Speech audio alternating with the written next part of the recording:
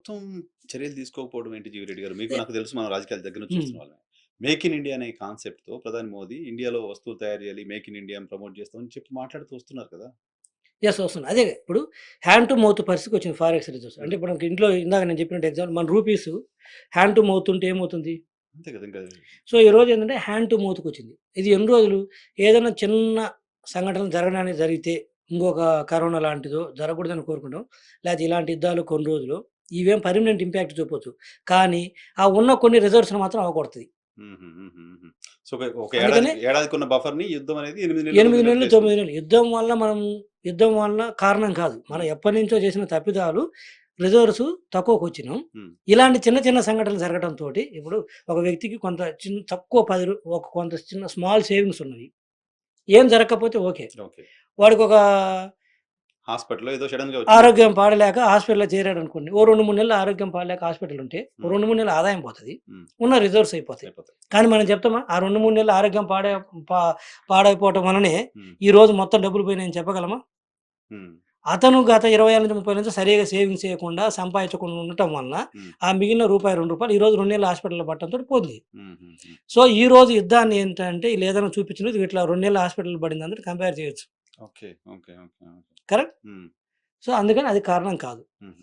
ఈరోజు పరిస్థితి 600 బిలియన్లు, 700 billion dollars కూడా ఈరోజు లేకపోతే పొరపాటున ఇంకొకటి 2 ఇన్సిడెంట్‌లు జరిగితే హ్మ్. ఇలాంటివి హ్మ్. స్మాష్, హ్మ్. హ్మ్. హ్మ్. స్మాష్ అంటాను ఇంకేం. దేర్ ఈస్ వెరీ అందుకని ఇప్పుడు కళ్ళు తెరిసి హ్మ్. పొదుపు చర్యల్లోకి భాగంగెళ్లారు. కానీ అది కూడా it's a very, very, very, very temporary solution.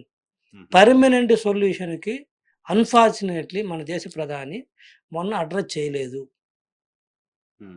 ఏంటి పర్మనెంట్ సొల్యూషన్ చెప్పా ఏంటి? గదా! ఇప్పుడు ఇంతింత ఇంపోర్ట్స్, ఇంపోర్ట్స్ తగ్గించుకోవాలి. ఇంపోర్ట్స్ కావాల్సినవి మన దగ్గర తయారు ఎక్స్‌పోర్ట్స్ చేసుకోవాలి. పెంచాలి. ఎక్స్‌పోర్ట్స్ పెంచాలి. అప్పుడే కదా ఆ! మనకు ఖర్చు తగ్గించాలి, ఆదాయం పెంచాలి. పెంచాలి. ఖర్చు అంటే ఇంపోర్ట్స్, హ్మ్. ఆదాయం పెంచడం అంటే ఎక్స్‌పోర్ట్స్ మనకి ఎక్స్‌పోర్ట్స్. డాలర్స్‌లో కావాలి కాబట్టి. హ్మ్. ఈ రెండిటిని ఏమన్నా అడ్రెస్ చేస్తుండ్రా? ఇప్పుడు హ్మ్. మనిషి ఎప్పుడు కూడా నా ఉద్దేశంలో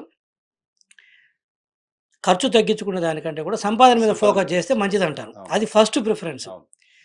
పొదుపు కావచ్చు, ఖర్చు తగ్గించుకోవడం కావచ్చు, దాన్ని అడ్డగోలు ఖర్చులను తగ్గించుకోవాలి తప్పితే బేసిక్ నీడ్స్‌ని తగ్గించుకొని బతకడం వేస్ట్ అనేది అంతే. అంతే. అంతే నా కదా! ఉద్దేశం. హ్మ్. ఇంక వాట్ ఈస్ ద మీనింగ్ అంతే కదా! అన్నీ నువ్వు అంతే కదా! పొదుపు చేసి నువ్వు ఓకే. ఓ సంపాదించడానికి 10,000 అవకాశం సంపాదించేవాడు ఎంత పొదుపు చేస్తే మాత్రం ఏం ఎంత పొదుపు పొదుపు చేస్తాడు? చేస్తే ఏం పొదుపు ఓ చేయగలడు? 10,00,000 సంపాదించేటోడు పొదుపు చేసినా వేరే మీనింగ్ ఉంటది. ఉంటది. ఆ! సో, ఎప్పుడు కూడా నేనేమంటానంటే అది వ్యక్తిగతంగా సంపాదన మీద ఫోకస్ ఉండాలి. భారతదేశం గూడా ఎక్స్‌పోర్ట్స్ మీద ఎక్కువ ఫోకస్ చేయాలి. ఇంపోర్ట్స్ తగ్గించాలి. హ్మ్.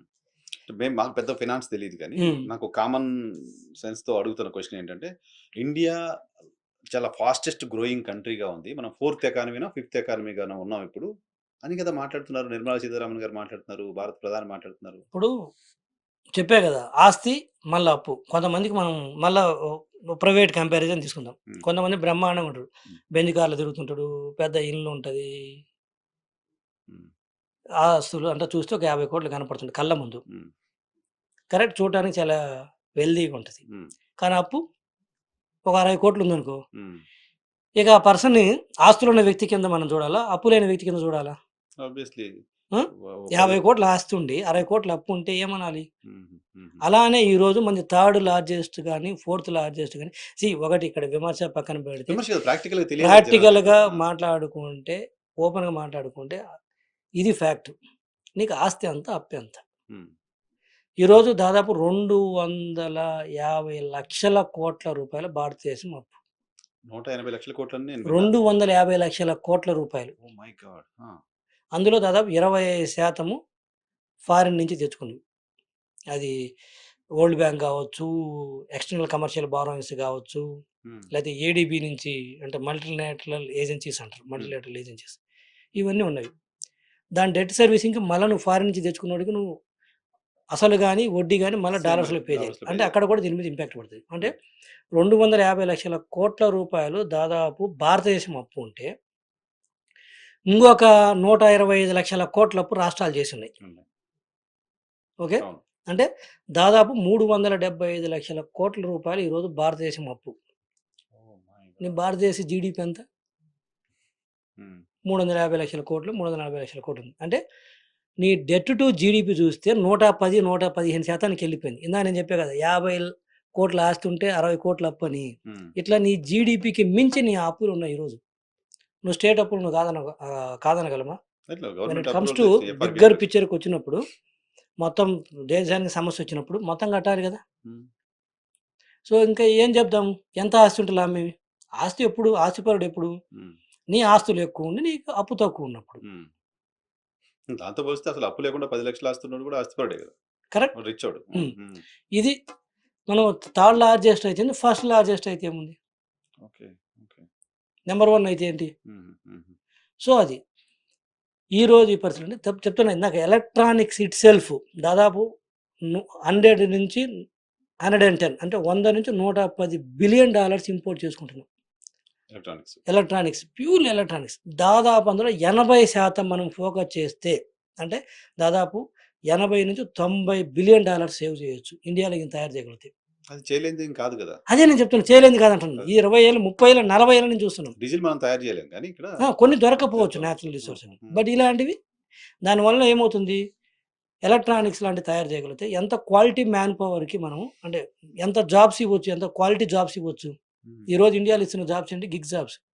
అవును. స్విగ్గీ బాయ్స్, స్విగ్గీలు, జొమాటోలు, జొమాటోలు, ఊబర్ డ్రైవర్లు. ఊబర్ డ్రైవర్లు, ఉమ్, ఓలా డ్రైవర్లు, ఉమ్, ఇలాంటి జాబ్స్ ఇస్తూ ఉమ్, ప్రభుత్వము వీటిని లెక్కల్లోకి తీసుకొని మేము ఈరోజు ప్రైవేట్ సెక్టార్‌లో ఇంత ఎంప్లాయ్‌మెంట్ క్రియేట్ చేశాము అని చెప్తుంటే ఇంక ఏం నవ్వాలా? ఏడవాలా?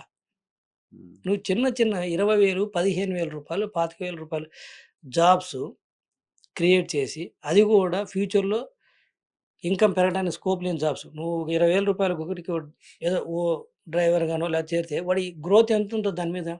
ఏంటి గ్రోత్ ఏముంటుంది? రోజుకి 18 గంటలు కష్టపడ్డా కూడా సంవత్సరానికి ఒక 2,000 పెంచుతారేమో. సో ఎంటర్‌ప్రెన్యూర్స్‌ని పెంచాలి, యెస్, ఎగ్జాక్ట్‌లీ. ప్రొడక్టివిటీని పెంచాలి. ప్రొడక్టివిటీ పెంచాలి. అది వదిలేశారు. ఉమ్. అవకాశం